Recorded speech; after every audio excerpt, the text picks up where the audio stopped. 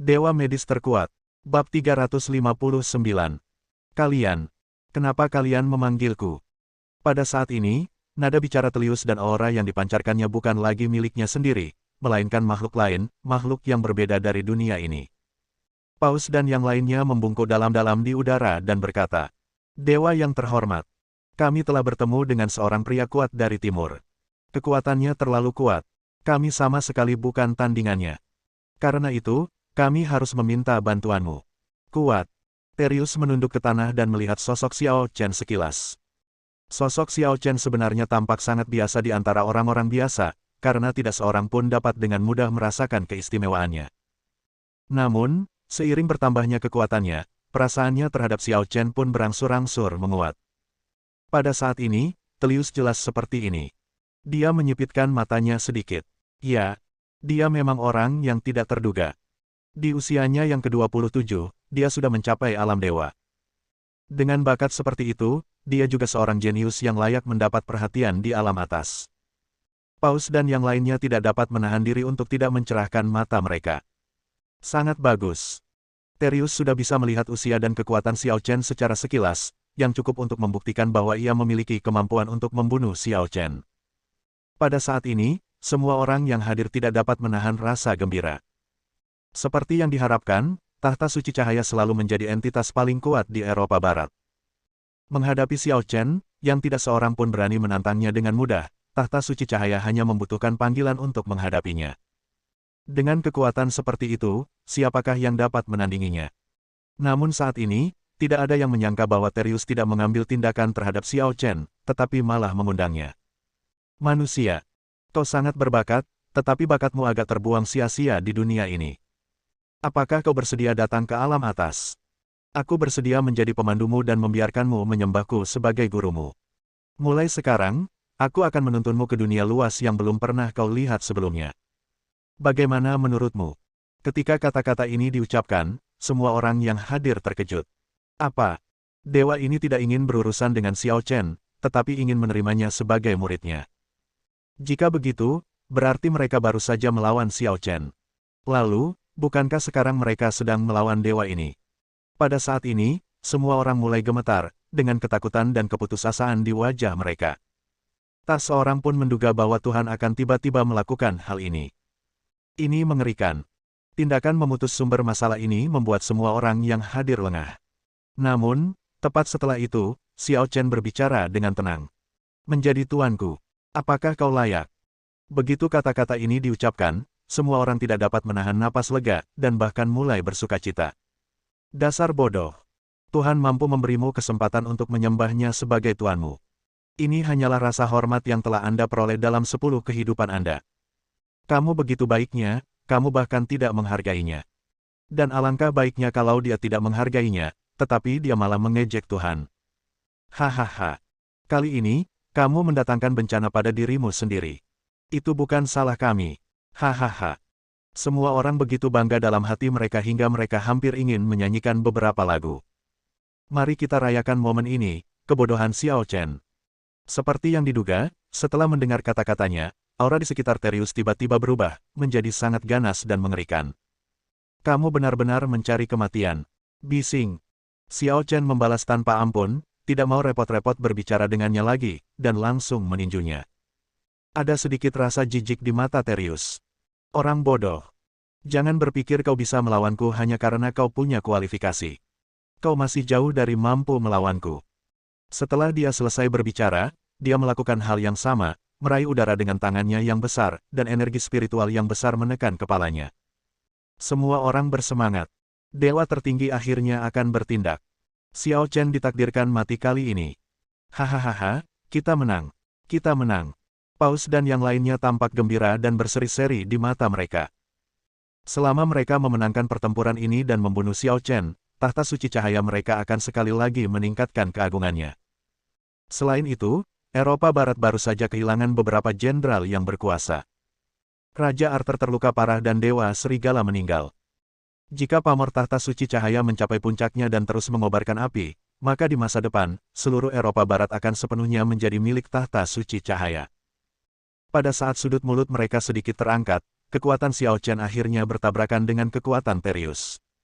Tidak ada ketegangan sama sekali. Dalam sekejap, kekuatannya langsung menembus kekuatan Terius, melahap seluruh tubuhnya dan menghancurkannya menjadi bubuk. Ledakan.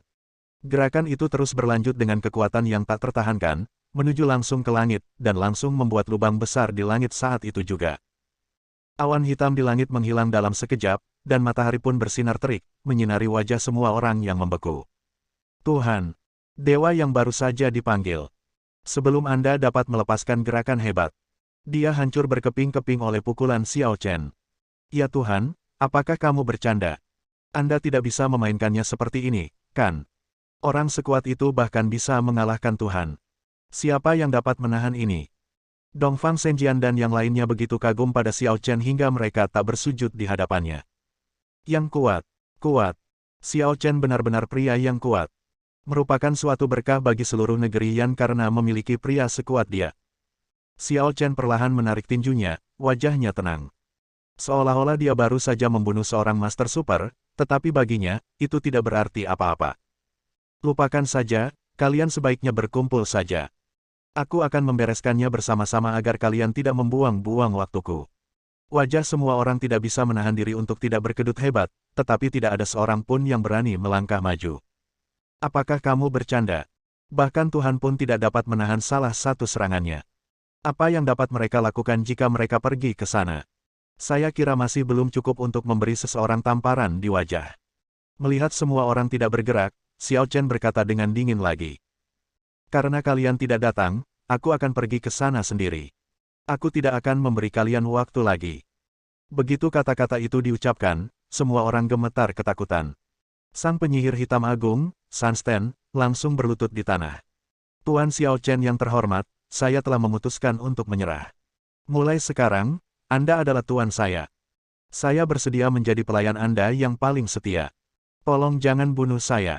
Jika yang satu berlutut, akan ada orang kedua yang berlutut. Yang ketiga berlutut. Dewi Perang, Kaisar Guntur, Imam Besar, dan akhirnya Paus Cahaya, semuanya berlutut di tanah. Merangkak di kaki Xiao Chen. Tuan Xiao, kami mengaku kalah. Tolong jangan bunuh kami. Seluruh Eropa Barat berlutut di kaki Xiao Chen. Dongfang Zhenjian dan yang lainnya juga segera terbang dan berlutut di kaki Xiao Chen. Selamat kepada Tuan Xiao, semoga Anda mencapai kesuksesan besar dan menyatukan dunia. Sejak saat itu, seluruh seni bela diri sekuler dunia jatuh di bawah kaki Xiao Chen. Mata Xiao Chen beralih ke arah barat laut. Keluarga Lu Qiran, sekarang tidak ada halangan antara kamu dan aku. Apakah kamu siap? Bab 360. Nyeri. Sakit sekali. Sun Xiangyi merasa seperti sedang mimpi buruk. Dalam mimpi buruk ini, dia menjadi mangsa yang paling menyedihkan. Dia perlahan terbangun dan membuka matanya. Di sekelilingnya ada padang rumput. Angin sepoi-sepoi bertiup, membuat dia tanpa sadar mengecilkan lehernya.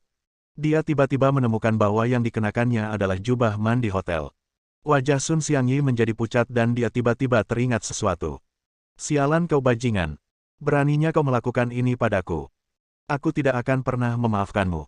Sun Xiangyi mengepalkan tangannya dan seluruh tubuhnya mulai gemetar.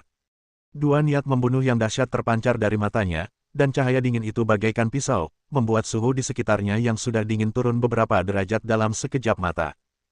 Pada saat ini beberapa maibah melaju dengan cepat. Nona, apakah Anda baik-baik saja? Nona, maaf kami terlambat.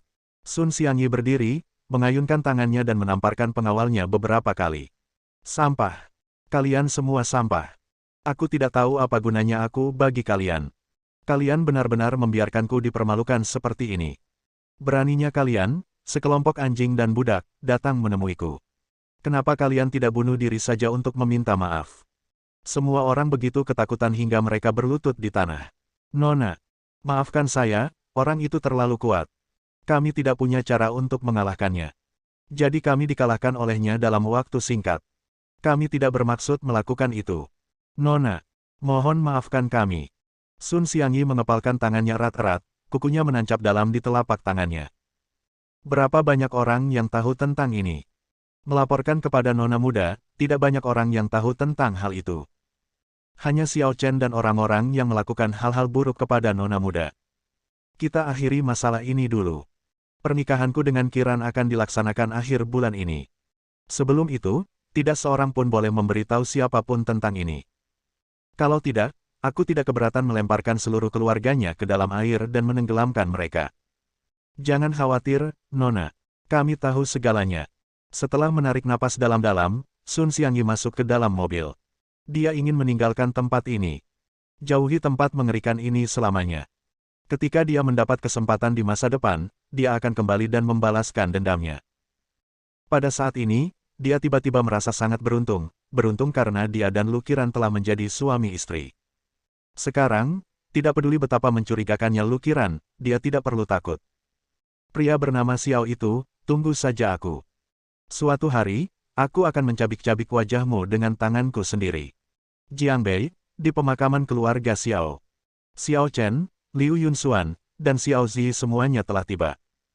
Hanya ada 3 makam yang terkubur di sini. Ayah Xiao, Ibu Xiao, dan kakek Xiao. Xiao Chen dan Liu Yunxuan berlutut di samping kuburan. Xiao Zi juga berlutut di sampingnya dengan ekspresi bingung di wajahnya, persis seperti orang tuanya. Sudut mata Xiao Chen sedikit merah. Pria tidak mudah meneteskan air mata, tetapi mereka meneteskan air mata saat sedih.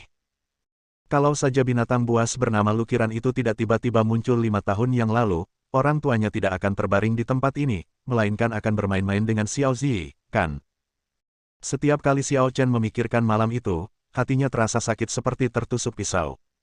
Kalian berdua, laki-laki dan perempuan tua. Berani sekali kalian, anak-anak baik yang kalian didik, merebut perempuan yang menjadi incaran tuan muda ini. Hajar mereka, patahkan tangan dan kaki mereka. Patahkan semua tulang mereka. Xiao Chen ingat dengan jelas bahwa orang tuanya, yang berusia hampir 50 tahun, dipukuli oleh anak buah Lukiran di depannya. Ibunya, dengan tubuhnya yang lemah, dipukuli sampai mati dan pingsan. Lukiran benar-benar menyuruh orang menuangkan air dingin padanya untuk membangunkannya dan kemudian terus memukulinya. Sampai kamu mati. Hari itu hanyalah mimpi buruk yang tidak akan pernah hilang dari hatinya. Walaupun tangan dan kakinya dipatahkan oleh Lukiran kemudian, itu masih tidak separah orang tuanya yang dipukuli sampai mati oleh Lukiran. Ayah, Ibu, aku kembali. Xiao Chen tersedak saat mengucapkan kata-kata ini. Aku membawa Yunxuan dan Zi untuk menemuimu. Ayah, Ibu, apakah kalian semua baik-baik saja di sana? Ayah, Ibu, aku telah membunuh paman kedua dan ketigaku, dan aku juga telah membunuh banyak musuhku di masa lalu. Ayah, Ibu, jangan khawatir, aku akan membuat keluarga lu membayar hutang darah mereka dengan darah. Biarkan keluarga lu hidup dalam penderitaan dan keputusasaan selamanya. Liu Yunxuan dengan lembut membelai punggung Xiao Chen dan menghiburnya. Xiao Chen, jangan terlalu sedih. Jaga dirimu baik-baik. Kamu tidak boleh menyerah. Keluarga Xiao sekarang hanya memilikimu. Xiao Chen mengangguk. Keinginan terakhir orang tuaku mungkin agar keluarga kami bersatu kembali dan bahagia. Sekarang kami bisa bersama, mereka pasti akan sangat senang jika tahu tentang itu, bukan? Dan kakek, dia akan sangat senang mengetahui bahwa kamu menghancurkan Goryeo untuknya. Itu saja tidak cukup. Selama keluarga lu masih hidup, aku, Xiao Chen, tidak akan pernah merasa damai. Kalau begitu, bunuh saja dia. Kami, keluarga Xiao, tidak akan pernah membiarkan orang lain menindas kami lagi. Kami akan membalas dendam jika ada dendam, dan kami akan membalas dendam jika ada dendam. Ini adalah keluarga Xiao. Bagus. Xiao Chen menarik napas dalam-dalam, berdiri, dan matanya menjadi lebih bertekad. Kamu Wu Chen. Aku di sini. Udara bergetar, dan Ye Wu Chen muncul dengan tenang. Xiao Chen berbicara lagi. Segera beritahu orang-orang kaya di kota sihir, Jiangdu, dan bahkan orang-orang di Eropa Barat. Mulai sekarang, mereka akan secara menyeluruh menargetkan bisnis keluarga lu. Sudah waktunya untuk menutup jaring. Aku bertekad untuk menangkap ikan besar ini. Ya, Ye Wu Chen pergi dengan tenang, dan tatapan mata Xiao Chen tegas saat dia berkata. Keluarga lu, aku harap kalian tidak akan mengecewakanku kali ini. Aku akan mempermainkan kalian sampai mati. Membuat kalian merasa putus asa dan takut. Saat malam tiba, semuanya mulai berjalan dengan tertib. Ye Wu Chen, datanglah ke rumah Xiao Chen. Tuan Xiao, ini daftar semua orang yang pernah bekerja sama dengan keluarga lu. Orang-orang kita sudah memutuskan kontrak, Tetapi masih banyak orang kaya yang tampaknya tidak ingin memutuskan hubungan bisnis mereka dengan keluarga Lu. Lagi pula, menurut mereka, keluarga Lu Kyoto tidak hanya sangat kuat dan tidak layak untuk dilepaskan, tetapi juga ada seniman bela diri di belakang keluarga Lu. Mereka juga ingin memanjat pohon besar ini. Manfaatkan kesempatan untuk menikmati keteduhan. Manfaatkan kesempatan untuk menikmati udara sejuk. Menarik. Hanya mengandalkan mereka. Apakah Anda juga ingin memikirkan hal-hal baik? Setelah terdiam sejenak, kelopak mata Xiao Chen bergerak sedikit, dan niat membunuh pun menyeruak keluar. Jika mereka tidak mematuhi perintah kita, tidak perlu membuang waktu untuk berbicara dengan mereka. Kirim saja mereka langsung untuk menemui Raja Neraka. Baik. Tuan Xiao, saya akan segera mengatur pembunuh untuk menangani mereka. Ingat, semua orang yang setia pada keluarga Lu akan disingkirkan tanpa ada satu pun yang tersisa. Meskipun itu hanya urusan sementara, itu tidak akan pernah dibiarkan. Ini adalah batas akhirku. Ya, Tuan Xiao, saya mengerti. Bersambung.